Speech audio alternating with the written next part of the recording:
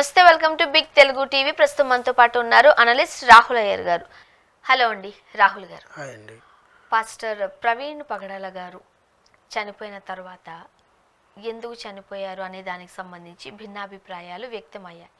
But ఏది ఏమైనా ప్రజాస్వామ్యంలో ఉన్న మనం చట్టానికి లోబడి బ్రతకాల్సిన అవసరం అయితే ఉంది.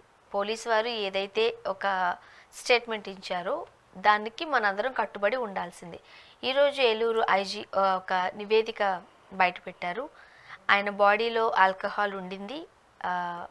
ఆల్కహాల్ తీసుకోవడం వల్ల మితిమీరిన వేగంతో బైక్ డ్రైవ్ చేయడం వల్ల ఆయన మరణించినట్లుగా ఫోరెన్సిక్ నుంచి కూడా నివేదిక వచ్చింది. సో ఆయన మరణానికి గల కారణం యాక్సిడెంటే. మీన్స్ ఎక్కువగా తాగి, మితిమీరి తాగి యాక్సిడెంట్ త్రూ చనిపోయారు అని మీరేం చెప్తారు? ముందుగా ఆయన ఆత్మకి శాంతి చేకూరాలని మనస్ఫూర్తిగా కోరుకుంటున్నాను. ఎందుకంటే పాస్టర్ ప్రవీణ్ గారి కథకి సమాప్తం పడింది ఈరోజు. ఎవ్వరూ మాట్లాడద్దు, మేము వచ్చి మాట్లాడేంత వరకు, మేము వచ్చి ప్రెస్కి రిలీజ్ చేసేంత వరకు మీరు తప్పుడు ప్రచారాలు చేయొద్దు. తప్పుడు ప్రచారాలు చేసే వాళ్ళందరికీ మేము నోటీసులు పంపించాము. వాళ్ళందరి మీద ఖచ్చితంగా కఠిన చర్యలు తీసుకుంటాము అని పోలీస్ యాజమాన్యం చెప్పిన విషయం మనకు గుర్తే ఉంది. అందుకని దాని తర్వాత దాని గురించి ఎవరు వాళ్ళకు నచ్చినట్టుగా వాళ్ళు మాట్లాడడం అనేది ఆపేశారు. ఇప్పుడు ఆయన యాక్సిడెంట్తో చనిపోయారా, వేరే వాళ్ళు వచ్చి చంపేశారా, లారీ వచ్చి ఢీకొనిందా, కారు వచ్చి కొట్టిందా, ఇంకో 10 మంది వచ్చి కొట్టారా, ఎన్ని నిర్ధారించినా ఆ ఫ్యామిలీకి కలిగిన బాధ, ఆ ఫ్యామిలీలో ఉండే లోటు ఎవరు తీర్చలేరు. చనిపోయిన మనిషిని అయితే తీసుకురాలేరు కదా. కానీ మీరిచ్చిన నివేదిక మాత్రం నిజంగా మీరు ఎంతో కృషి చేసి క్షుణ్ణంగా పరిశీలించి తీసుకొచ్చిన నివేదికనే మేము భావిస్తున్నామండి. ముఖ్యంగా యాజ్ ఏ అనలిస్ట్ నేను మీరు చెప్పే మాటల్ని ఖండించను, కానీ కొన్ని మాట్లాడాల్సి వస్తుంది. అది మాట్లాడాలనుకుంటున్నాను. తప్పైతే నన్ను క్షమించండి. మీరు ఇచ్చిన నివేదికకైతే మేము అడ్డుగా మాట్లాడట్లేదు. బట్ ఇది జస్ట్ మనసులో ఒక బాధ. ఒక మనిషి చనిపోయినప్పుడు ఆ మనిషి మద్యం సేవించి రోడ్డు మీద మితిమీరిన వేగంతో ప్రయాణించి అదుపు తప్పి కంకర రోడ్డులో అదుపు తప్పి గుంటలో పడిపోయి చనిపోయారు. ఇలాంటి ఘటన వేరే వాళ్ళు ఎవరైనా తాగి డ్రైవ్ చేస్తున్న వాళ్ళకి ఒక ఎక్స్పీరియన్స్గా, ఒక లెసన్గా మిగులుతుందని నేను కూడా భావిస్తున్నాను. ఎందుకంటే తాగి డ్రైవ్ చేయొద్దు. ఒకవేళ తాగి డ్రైవ్ చేసి ఎవరైనా మిమ్మల్ని ఏదైనా చేసినా కూడా మీరు తాగి డ్రైవ్ చేశారని మాత్రమే చనిపోయారని అంటారు. కాబట్టి సో మీరు కూడా ధైర్యంగా ఉండండి అని నేను చెప్తున్నాను. ఇంకోటి, పోలీసు వాళ్ళు ఈరోజు ఐజీ అశోక్ కుమార్ గారు, ఏలూరు రేంజ్ ఐజీ అశోక్ కుమార్ గారు ఇచ్చిన నివేదిక, టీవీ ఫుటేజీలతో ఆయన చెప్పింది ఏంటంటే, ఆయన పలానా ప్లేసుల్లో ఒక 3 చోట్ల మద్యం సేవించారు. ఆ ప్లేసులు నాగోల్ అని, ఏలూరు దగ్గరని, విజయవాడ దాటాకని చెప్పి 3 ప్లేసుల్లో మద్యం తీసుకుంటున్న సీసీటీవీ ఫుటేజ్లు. క్వార్టర్ మందు తాగారు. ఆయన బాడీలో క్వార్టర్ మందు ఉన్నింది. తర్వాత మళ్ళీ అదుపు తప్పి బండి 2 సార్లు రోడ్డు మీద పడిపోయాడు. లేచి మళ్ళీ ఆయనే సరి చేసుకొని ఒక 3-4 గంటలు కూర్చొని మళ్ళీ డ్రైవ్ చేయడం జరిగింది. మళ్ళీ సేమ్ ట్రాఫిక్ పోలీస్తో కలిసి టీ తాగాడు.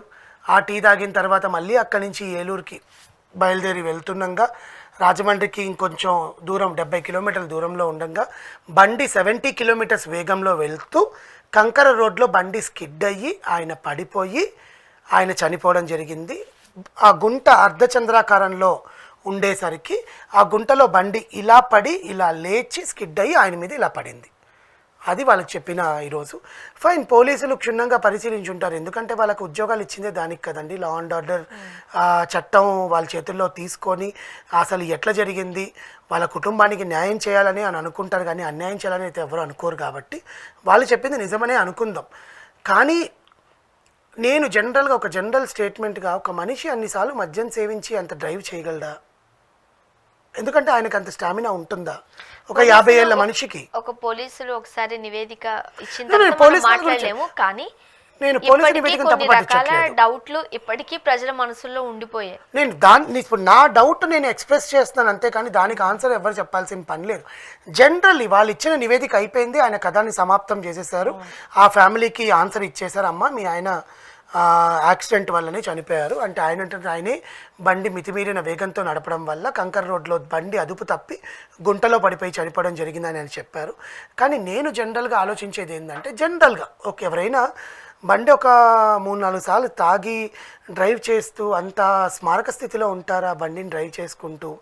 అంటే కొంతమంది కళ్ళు బయలు గమ్ముతాయి. ఒక 2 బియర్లు 3 బియర్లు తాగంగానే జనరల్గా నార్మల్ పీపుల్కి ఇప్పుడు ఉండే ఎన్విరాన్మెంట్కి చెప్తున్నాను నేను. ఇప్పుడు మనం తినే ఫుడ్, ఇప్పుడు మనం ఉండే తీరుని బట్టి ఒక నిత్యం మందు తాగేవాడు లేకపోతే 3 సార్లు మందు తాగరు కదా. మందు అలవాటు ఉంటేనే కదండి అన్నిసార్లు తాగుతారు, లేకపోతే తాగరు కదా జనరల్గా. సో అలాంటి అలవాటు ఉండే అతను స్మార్కంలో డ్రైవ్ చేయగలిగాడా? మేబీ సంథింగ్ అండి. ఆ దేవుడు తీసుకుని వెళ్ళాలనుకున్నాడు, తీసుకుని వెళ్ళిపోయాడు, అది వేరే విషయం అనుకోండి. దాన్ని మనం ఎవరం కాదనలేము, పోలీస్ వాళ్ళు కాదనలేరు, వాళ్ళ ఫ్యామిలీ కాదనలేదు. కానీ ఇక్కడ నుంచి ఎవరైనా ఇట్లా బండి మీద తాగి డ్రైవ్ చేసే వాళ్ళు కొంచెంసారి ఆలోచించుకొని చూడండి. మీరు కూడా దృష్టిలో పెట్టుకోండి. బండి తాగి బండ్లు నడపద్దు, డ్రంక్ అండ్ డ్రైవ్ చేయొద్దు అని చాలామంది పోలీసులు మనకు చెప్తూనే ఉంటారు. డ్రంక్ అండ్ డ్రైవ్లో పట్టుకొని కోర్టులో జరిమానాలు కట్టించి బండ్లు సీజ్ చేయించి 2 సార్లు 3 సార్లు దొరికితే 4వసారి బండి నీ లైసెన్స్ని రద్దు చేసే రూల్స్ అని మన తెలంగాణలో ఉన్నాయి. కానీ రోడ్డు మీద చాలామంది లారీలు వెళ్ళే వాళ్ళు, వీళ్ళు వెళ్ళే వాళ్ళు కూడా తాగే డ్రైవ్ చేస్తూ పోతూ ఉంటారు. ఆయన టైం బాగాలేదో లేకపోతే అంటే తాగేసి ఒకేసారి డ్రైవ్ చేస్తూ ఉంటారు. తాక్కుంటూ ఆగి యాక్సిడెంట్ అయ్యి తాగి మళ్ళీ డ్రైవ్ ఈ చేసి డౌట్స్ అన్నిటికీ ఫుల్ స్టాప్ వాళ్ళు పెట్టేశారు. కానీ యాక్సిడెంట్ అయ్యి తాగి అదేనండి, అలా ఎందుకు ఆయన చేశారు అనేది కాస్త ఇబ్బందికరం కదా. మేబీ ఆయన మైండ్లో ఏం తొలుస్తుందో ఆ టైంలో, ఏం అంటే కొంచెం స్ట్రెస్ ట్రావెల్ చేస్తున్నారు సాఫీగా, యాక్సిడెంట్ ఏదో దెబ్బలు తగ్గు, ఆనందంలో తాగారా బాధలో తాగారా అని పక్కన పెడితే కొద్దిసేపు రెస్ట్ తీసుకుంటున్నారు, మళ్ళీ తాగుతున్నారు, మళ్ళీ వెళ్తున్నారు, మళ్ళీ యాక్సిడెంట్, అలా 2-3 సార్లు పడిపోయినట్టుగా మనం చూసాం కదా. ఒక సీసీటీవీ ఫుటేజ్ అయితే ఇంకా బస్సు వచ్చేసిందేమో అనుకున్నాం మనం. నేను అదే చెప్తున్నానండి, ఆయన అదృష్టము, ఆయన ఆయుష్ అంతవరకు ఉండింది. మేబీ ఆయన మైండ్లో ఏం తొలుస్తుందో అన్నిసార్లు ఆయన మద్యం సేవించడం జరిగింది. ఏదో ఆలోచిస్తూ హెడ్లైట్ పని చేయకపోవడం వల్ల, అక్కడ కంకర ఉంది అని చూసుకోలేకపోవడం వల్ల ఆయన ఆ బండి స్కిడ్ అయిపోయి పడిపోవడము, ఆ గుంటలో నుంచి బండి రివర్స్ అయ్యి ఆయన మీద పడడము, అండ్ షర్ట్ మీద మరకలన్నీ కూడా ఆయన చేతితోనే ఆయన ఇలా తుడుచుకోవడం జరిగిందని పోలీసులు చెప్తున్నారు. జనరల్లీ పోస్ట్ మార్టం రిపోర్ట్లో కూడా ఆయన మద్యం సేవించినట్టు ఉంది అని తెలిసింది. అండ్ అక్కడ ఉండేవన్నీ కూడా ఫోరెన్సిక్ ల్యాబ్కి పంపించి అన్నీ పరిశీలించిన తర్వాతే నివేదిక బయటికి ఇస్తున్నామని పోలీసు వాళ్ళు చెప్పడం జరిగింది. సో పోలీస్ వాళ్ళ మాటలు మనం ఎప్పుడూ కాదనలేము, ఎందుకంటే వాళ్ళంత క్షుణ్ణంగానే పరిశీలించిస్తారు. ఒక మనిషి చనిపోతే అంత ఈజీగా స్టేట్మెంట్ ఇచ్చేయరు కదా. వాళ్ళు కూడా ఎంతో కష్టపడి దీన్ని ఎట్లయినా వాళ్ళ ఫ్యామిలీకి న్యాయం చేయాలని చేరుకుంటారు. కానీ but the common man will get some logics కదా. ఆ లాజిక్స్కి ఒక ప్రశ్నార్థకంగా మిగిలిపోయింది. సైలెన్సర్ మేబీ ఆయన కాలికి దెబ్బ ఉందన్నారు, ఉండొచ్చు లేదు. అండ్ వైన్ షాప్ లో ఒక ఫేస్ రివీల్ అయింది, అది ప్రవీణ్ గారు కాదు అని తెలిసింది, బట్ ఆ వ్యక్తి ఎవరు అనేది మనకు తెలియలేదు. దీస్ ఆల్ థింగ్స్ ఏంటంటే అన్ని చిక్కుముడులని ఒక్కసారిగా విడగొట్టేసి వీళ్ళు ఆన్సర్ ఇచ్చేసారు. ఒక 400 ఫుటేజ్లు అయితే పరిశీలించారు, లేకపోతే అంత ఈజీగా ఇవ్వరు కదండి, ఇవ్వకుండా అయితే లేరు కదా. సో దీన్ని బేస్ చేసుకొని పాస్టర్ ప్రవీణ్ గారి మృతికి సంబంధించిన ఆన్సర్ ఈరోజు పోలీస్ వాళ్ళు జనాలకి తెలియజేయడం జరిగింది. ఇంకనైనా ఆయన గురించి ఎవరు మాట్లాడకుండా ఉంటే మంచిది, ఎందుకంటే వెళ్ళిపోయిన ఆయనైతే ఎలాగో వెళ్ళిపోయాడు, తిరిగి అయితే రాడు. సో వాళ్ళ ఫ్యామిలీకి తీరని లోటైతే ఉండదు. ఆయన ఆత్మకి శాంతి చేకూరాలని అందరూ కోరుకోవాలి. పోలీస్ వాళ్ళని గౌరవించి వాళ్ళ నివేదికను మనం యాక్సెప్ట్ చేయాలి. ఎవరైతే తప్పుడు ప్రచారం చేశారో వాళ్ళకైతే ఖచ్చితంగా కఠినంగా శిక్ష పడుతుందని పోలీసు వాళ్ళు చెప్పారు. సో దయచేసి చట్టాన్ని మన చేతిలో తీసుకొని మనం ఇష్టం వచ్చినట్టు మాట్లాడకూడదని మరోసారి నిరూపించారు పోలీసు వాళ్ళు. అండ్ చెప్పారు కూడా కదా, ఇంకా అవాస్తవాలు అయితే ప్రచారం చేయకండి, కుటుంబాన్ని ఇబ్బంది పెట్టద్దు అని. వీళ్ళు కూడా ఒక ఆన్సర్ ఇచ్చేశారు కాబట్టి ఫైన్. ఇంకొకసారి అలా ఎవరు తాగి డ్రైవ్ చేయకుండా ఉండడానికి ఇది ఒక ఎగ్జాంపుల్గా ఉంటుంది.